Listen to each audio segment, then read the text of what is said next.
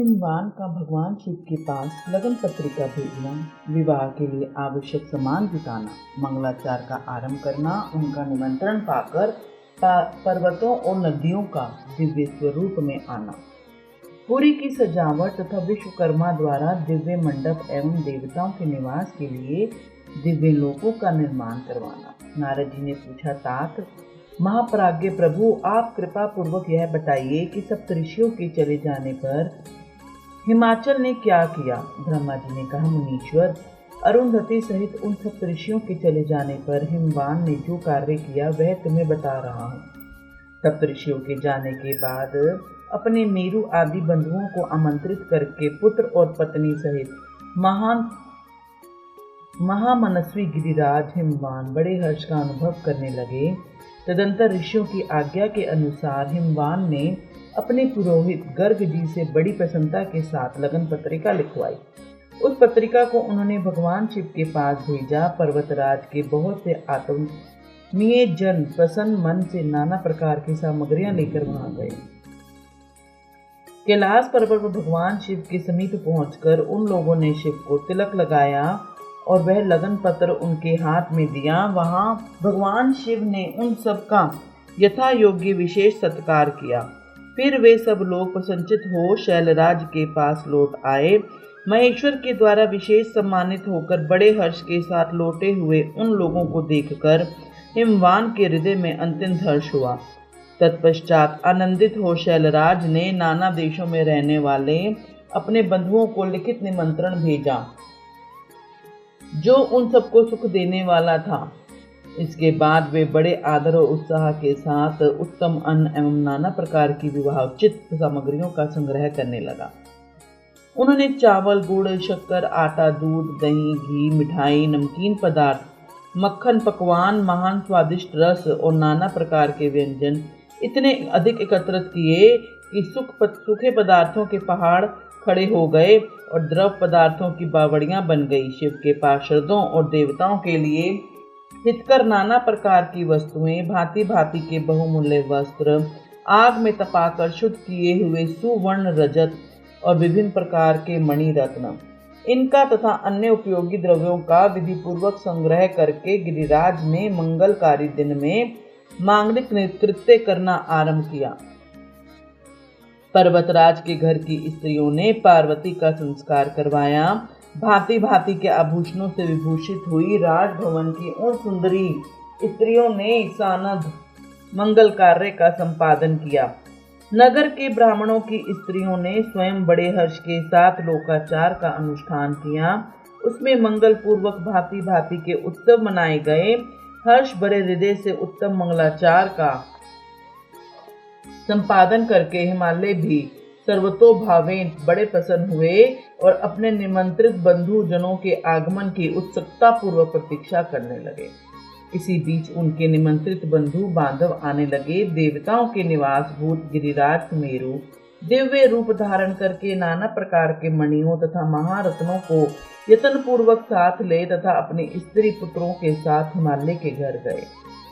मंदराचल, अस्ताचल, उद्याचल, मल्लय, दुर्धर, निषद, गंधमादन, करवीर, महेंद्र, पारियात्र, क्रोंच, पुरुषोत्तम शैल, नील, त्रिकुट, चित्रकूट, वेंकट, श्रीशैल, गोकामुख, नारद, विंध्य कालंजर, कैलाश तथा अन्य पर्वत दिव्य रूप धारण करके अपने स्त्री पुत्रों के साथ बहुत सी भेंट सामग्री ले वहां उपस्थित हुए। दूसरे द्वीपों में तथा वहां भी जो पर्वत हैं वे हिमालय के घर पधारे। शिवा और शिव का विवाह है, यह जानकर सबने बड़ी प्रसन्नता के साथ पदार्पण किया। शोणभद्र आदि नद और संपूर्ण नदियां दिव्य नर नारियों के रूप धारण कर नाना प्रकार के अलंकारों से अलंकृत हो शिव पार्वती का विवाह देखने के लिए गोदावरी, यमुना, सरस्वती, वेणी, गंगा, नर्मदा तथा अन्य श्रेष्ठ सरिताएं भी बड़ी बड़ी प्रसन्नता के साथ हिमवान के यहाँ आई। उन सब के आने से हिमालय की दिव्य पूरी सब ओर से भर गई। वह सब प्रकार की शोभाओं से संपन्न थी। वहां बड़े बड़े उत्सव हो रहे थे। ध्वजा, पताकाएं, फरहाएं फहरा रही थी। बंधनवारों से अधिक शोभा होती थी। चारों ओर चंदोवे तने हुए से वहां सूर्य का दर्शन नहीं होता था। भांति भांति की नीली पीली आदि प्रभा उस पुरी की शोभा बढ़ाती थी। हिमालय ने बड़ी प्रसन्नता के साथ अपने यहाँ पधारे हुए सभी स्त्री पुरुषों का यथा योग्य आद्य सत्कार किया और सबको अलग अलग सुंदर स्थानों में ठहराया। अनेकानेक उपयुक्त सामग्री देकर संपूर्ण सबको सुख पूर्ण संतुष्ट हुआ। मुनिश्रेष्ठ दंतर शैलराज हिमवान ने प्रसन्न हो महान उत्सव से परिपूर्ण अपने नगर को विचित्र रीति से सजाना आरंभ किया। सड़कों को झाड़ बुहार कर उन पर छिड़काव कराया। उन्हें बहुमूल्य साधनों से सुसज्जित एवं शोभित किया। प्रत्येक घर के दरवाजे पर केले आदि मांगलिक वृक्ष लगवाए और उन्हें मांगलिक द्रव्यों से संयुक्त किया। आंगन को केले के खंभों से सजाया। रेशम की डोरों में आम के पल्लव बांधकर बंधनवारे बनवाई और उन्हें उन खंभों के चारों ओर लगवा दिया। मालती के फूलों की मालाएं उस आंगन के सब ओर लटका दी गई। सुंदर तोरणों से वहां आंगन का भाग अंतिम प्रकाशमान जान पड़ता था। चारों दिशाओं में मंगल सूचक शुभ द्रव्य रखे गए थे जो उस प्रांगण की शोभा बढ़ा रहे थे। इसी प्रकार अत्यंत प्रसन्नता से भरे हुए गिरिराज हिमवान ने महान प्रभावशाली गर्ग मुनि को आगे करके अपनी पुत्री के लिए प्रस्तुत करने योग्य सारा उत्तम मंगल कार्य संपन्न किया। उन्होंने विश्वकर्मा को बुलाकर आदर पूर्वक एक मंडप बनवाया जिसका विस्तार बहुत अधिक था। वेदी आदि के कारण वह मंडप बहुत मनोहर जान पड़ता था। देव ऋषि वह मंडप कई योजन विस्तृत था। अनेक शुभ लक्षणों से युक्त तथा नाना प्रकार के आश्चर्यों से परिपूर्ण था। वहां स्थावर और जंगाम जैसे सभी वस्तुएं कृत्रिम बनी थी परंतु असली वस्तुओं के समान प्रतीत होती थी। उनसे उस मंडप की मनोहरता बढ़ गई थी। वहां सब और ऐसी अद्भुत वस्तुएं थी जो उस मंडप का सर्वस्व जान पड़ती थी। नाना प्रकार की निराली वस्तुओं का चमत्कार वहां छा गया था। वहां की स्थावर वस्तुओं से जंगम और जंगम वस्तुओं से स्थावर पराजित हो रहे थे, अर्थात वे एक दूसरे से बढ़कर शोभाशाली और चमत्कार पूर्ण दिखाई देते थे। उस मंडप की स्थल भूमि जल से पराजित हो रही थी, अर्थात चतुर से चतुर मनुष्य भी यह नहीं जान पाते थे कि उसमें कहाँ जल है और कहाँ स्थल। कहीं कृत्रिम सिंह बने थे और कहीं सारसों की पंक्तियां, कहीं बनावटी मोर थे जो अपनी सुंदरता से मन को मोह लेते थे। कहीं कृत्रिम स्त्रियां थी जो पुरुषों के साथ नृत्य करती थी। वे कृत्रिम मन होने पर भी सब लोगों की ओर देखती और उनके मन को मोह में डाल देती।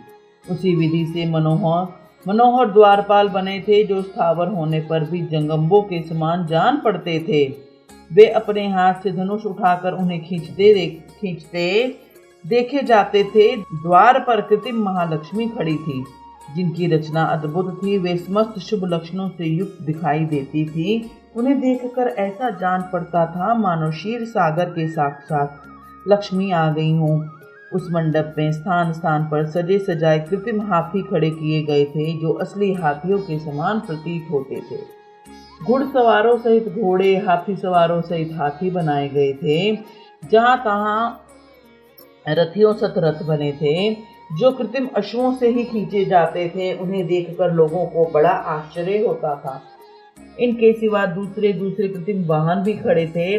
पैदल सिपाहियों की कृत्रिम सेना भी वहां मौजूद थी। मुने प्रसन्नचित्त वाले विश्वकर्मा ने देवताओं और मुनियों को भी मोह में डालने के लिए वहां ऐसी अद्भुत रचनाएं की थी। मंडप के सबसे बड़े फाटक पर कृत्रिम नंदी खड़ा था जो शुद्ध सप्तिक मणि के समान उज्जवल कांति से सुशोभित होता था। भगवान शिव के वाहन नंदी की जैसी आकृति है ठीक वैसा वह भी था। उस कृत्रिम नंदी के ऊपर रत्न विभूषित महादिव्य पुष्पक शोभा पाता था जो पल्लवों तथा श्वेत चामरों से सजाया गया था। उसके वाम पार्श्वों में 2 कृत्रिम हाथी खड़े थे जिनका रंग विशुद्ध केसर के समान था। वे 4 दांत वाले बनाए गए थे और 60 वर्ष के पाठों के समान दिखते थे। वे परस्पर स्नेह करते से प्रतीत होते थे। उनमें बड़ी चमक थी। इसी प्रकार सूर्य के समान अत्यंत प्रकाशमान 2 दिव्य अश्व भी विश्वकर्मा ने बनाए थे जो चवर से अलंकृत और दिव्य आभूषणों से विभूषित थे।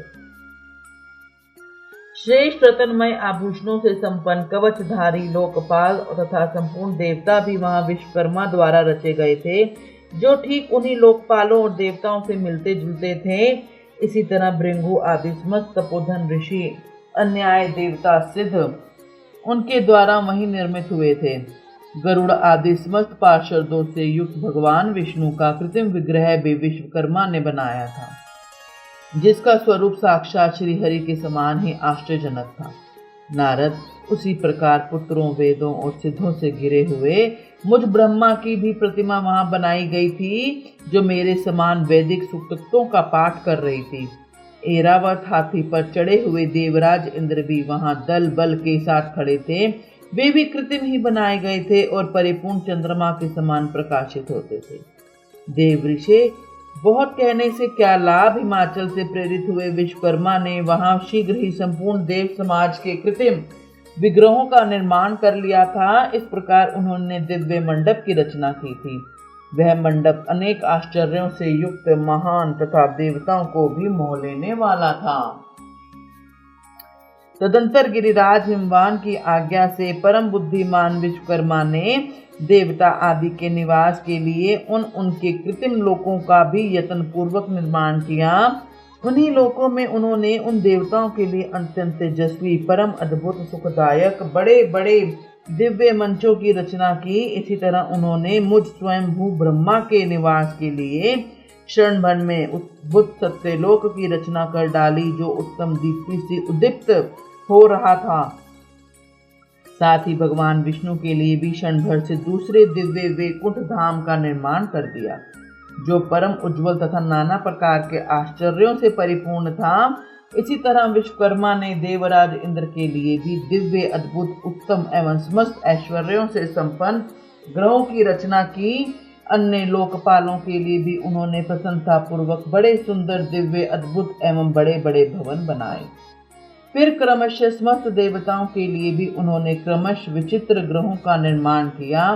परम बुद्धिमान विश्वकर्मा को भगवान शंकर का महान वर प्राप्त था, इसलिए उन्होंने शिव के संतोष के लिए क्षण भर में इन सब वस्तुओं की रचना कर डाली। तदंतर उसी प्रकार भगवान शंकर के लिए भी उन्होंने एक शोभाशाली ग्रह का निर्माण किया, जो शिव के चिन्ह से युक्त तथा शिवलोकवर्ती दिव्य भवन के समान ही अनुपम था। श्रेष्ठ देवताओं ने उनकी भूरी भूरी प्रशंसा की थी। वह परम उज्जवल, महान, प्रभापुंज से उद्दासित, उत्तम और अद्भुत था। विश्वकर्मा ने भगवान शिव की प्रसन्नता के लिए वहां ऐसी अद्भुत रचना की थी, जो परम उज्जवल होने के साथ ही साक्षात महादेव जी को भी आश्चर्य में डालने वाली थी। इस प्रकार यह सारा लौकिक व्यवहार करके हिमाचल बड़ी प्रसन्नता के साथ भगवान शंभु के शुभागमन की प्रतीक्षा करने लगे। देव ऋषि, हिमालय का यह सारा आनंददायक वृतांत मैंने तुमसे कह सुनाया। अब क्या सुनना चाहते हो? बोलो हर हर महादेव।